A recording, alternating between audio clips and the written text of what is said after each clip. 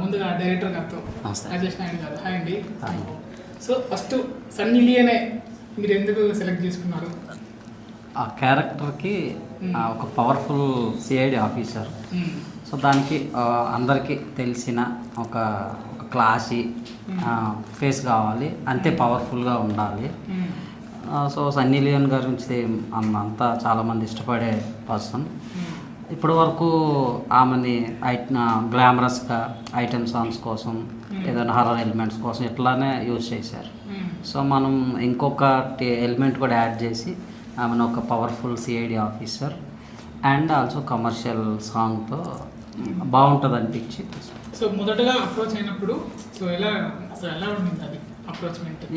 Approach అయినప్పుడు అది మనకి డాక్యుమెంట్స్ పంపించమన్నారు, story synopsis and remaining casting కానీ వీటి గురించి ప్రొడక్షన్ డీటెయిల్స్ పంపించమన్నారు.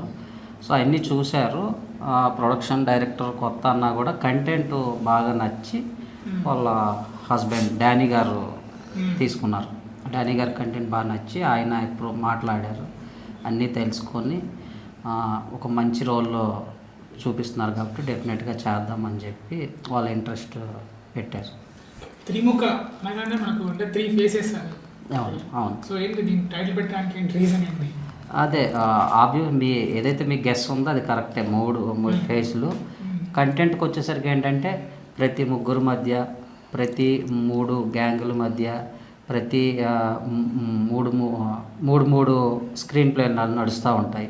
సో అలా కంటెంట్ కరెక్ట్గా సరిపడింది అనిపించింది.